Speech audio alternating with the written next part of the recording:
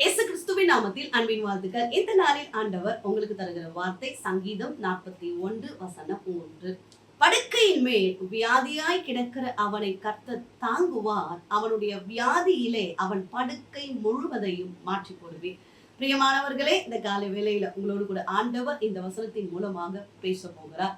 டி.எல். ஆஸ்பான் என்ற தேவ மனிதரை ஆண்டவர் வல்லமையாக தம்முடைய ஊழியத்தில் பயன்படுத்தி கொண்டிருந்தாராம். பிரியமானவர்களே, ஒரு தடவை அவர் அமெரிக்கால ஒரு விசேஷித்த கூட்டத்துக்கு செய்தி அளிக்கும்படியாக கடந்து போயிருக்காரு. பயங்கரமான ஒரு மீட்டிங் அங்க அரேஞ்ச் பண்ணி எல்லாம் ஒழுங்கு செய்யப்பட்டிருந்ததாம். அதே இடத்துல ஒரு சகோதரி தன்னுடைய அழகினால் பாவம் செய்து வியாதிப்பட்டு இப்பொழுது தன்னுடைய அழகெல்லாம் இழந்து ஒரு சின்ன ஒரு வீட்டுல எல்லாராலும் ஒதுக்கப்பட்டு பலவீனப்பட்டு படுக்கையில கிடந்த ஒரு சகோதரி இருந்தாங்களாம். அந்த சகோதரியை எப்படியாவது இந்த மீட்டிங்க்கு அழைத்து கொண்டு வரணும் அப்படின்னு ஆண்டவரை அறிந்த தேவ பிள்ளைகள் போய் இன்வைட் பண்ணும்போது இந்த சகோதரி சொன்னாங்களா, என்னால் இப்போ நடந்து வர முடியாது, நான் படுக்கையில் இருக்கிறேன் அப்படின்னு.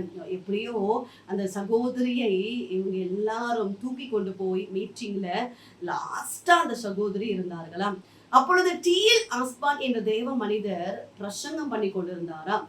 இயேசு கிறிஸ்து நம்முடைய பாவத்துக்காக சிலுவையில மரித்தார், நம்முடைய நோய்களை எல்லாம் அவர் குணமாக்குகிறார், நம்முடைய பாவங்களை எல்லாம் அவர் மன்னிக்கிறார் என்று கர்த்தருடைய வார்த்தையை பிரசங்கம் பண்ணி கொண்டிருக்கும் போது இந்த சகோதரி, நான் எவ்வளவோ பாவம் செய்திருக்கிறேன், நான் அழகா இருந்தபோது என்னுடைய அழகினால் அநேக வாலிபர்களை பாவத்துக்குட்படுத்தி இருக்கிறேன், எவ்வளோ பாவங்களை நான் செய்து இந்த பாவத்தின் நிமித்தம் எனக்கு இப்படிப்பட்ட ஒரு வியாதி வந்து நான் மரண போராட்டத்தில் இருக்கிறேனே, இந்த இயேசு என்னுடைய பாவத்தை மன்னிக்க மாட்டாரா?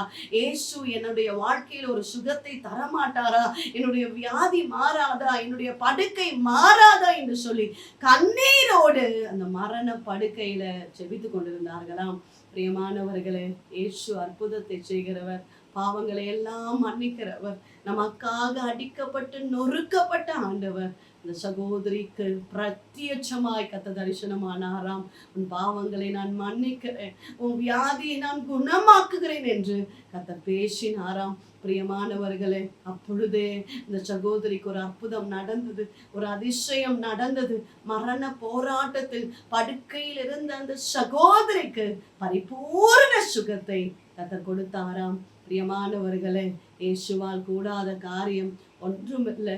கண்ணீரோடு ஜெபித்த போது, கண்ணீரோடு கர்த்தரை தேடும் போது கர்த்தர் அற்புதத்தை செய்வார், கர்த்தர் கிரியை செய்வார். மரண போராட்டத்தில் இருக்கிறீங்களா? பலவீனத்துல இருக்கிறீங்களா? என் வியாதி மாறவில்லையே, நான் இந்த வியாதி நிமித்தம் வேதனையோடு இருக்கிறேனே என்று சொல்லி போராடி கொண்டிருக்கிறீங்களா? பிரியமானவர்களே, இயேசு சுகத்தை தருகிறவர், இயேசு அற்புதத்தை செய்கிறவர், இயேசு விடுதலை தருகிறவர். உங்க வாழ்க்கையிலும் அவர் விடுதலையை தருவார், அற்புதத்தை செய்வார். ஜெபிப்போம். நேசிக்கிறீங்க நல்ல தகப்பனே, இந்த காலை வேலைக்காக நன்றி செலுத்துகிறோம். கர்த்தர் தந்த நல்ல வார்த்தைக்காக நன்றி அப்பா. கர்த்தாவே, படுக்கையில வியாதியாய் கிடக்கிற அவனை தாங்குவார், படுக்கை முழுவதையும் நீக்கி போடுவேன் என்று சொல்லப்பட்டிருக்கிறது. உம்மால் ஆகாத காரியம் ஒன்றுமில்லப்பா. நீர் அற்புதத்தை செய்கிறவர், நீர் அதிசயத்தை செய்கிறவர். தேவ பிள்ளைகளுக்காக விசேஷமாய் ஜெபிக்கிறோம். பலவீனங்கள் மாறட்டும், போராட்டங்கள் மாறட்டும். கர்த்தருடைய அற்புத கரம் தொடுகிறபடியினால ஸ்தோத்திரம் ஆண்டவரே. படுக்கை முழுவதையும் மாற்றி போடுவீர் என்று சொல்லி இருக்கிறேன். படுத்த படுக்கையில பலவீனத்தோடு அநேக வருடங்களாக கஷ்டப்பட்டு கொண்டிருக்கிறாங்கப்பா. உங்க கரம் தொடுகிறபடினால ஸ்தோத்திரம். வியாதிகள் மாறி போகட்டும். ஹாஸ்பிட்டல்ல இருந்து கொண்டு ஜெபித்து கொண்டிருக்கிறாங்கப்பா. கர்த்தர் விடுதலையை தருகிறபடினால ஸ்தோத்திரம். கர்த்தாவே, பிள்ளைகளை ஆசீர்வதிங்க, ஒவ்வொரு குடும்பங்களை காத்து கொள்ளுங்க. திருமணமாகி குழந்தைக்காக காத்திருக்கிறாங்கப்பா. நன்மைகள் ஆசீர்வாதங்களை கொடுங்கப்பா. கற்பனைகளை ஆசீர்வதிங்க, பாதுகாத்து கொள்ளுங்க. நல்ல வேலை வாய்ப்புக்காக ஜெபிக்கிறோம் ஆண்டவரே. அநேக வாலிபர்கள், அப்பா எனக்கு ஒரு வேலை கிடைக்கவில்லையே, நான் எவ்வளோ இன்டர்வியூ அட்டன் பண்ணுகிறேன், என்னுடைய லைஃப்ல ஒரு ஆசீர்வாதம் இல்லையே என்று சொல்லி கலங்கி கொண்டிருக்கிறாங்கப்பா. நீரம் ஆசீர்வதிக்கிறபடினால ஸ்தோத்திரம். ஒவ்வொரு குடும்பங்களை ஆசீர்வதிங்க, பாதுகாத்து கொள்ளுங்க. கடன் பாரங்கள் நெருக்கங்கள் மாறி போகட்டும். உங்க கரத்துல தாழ்த்தி ஒப்பு கொடுக்கிறோம். இயேசு கிறிஸ்துவின் நாமத்தில் ஜெபிக்கிறோம் எங்கள் ஜீவனோட நாங்க தகப்பனே, ஆமென்.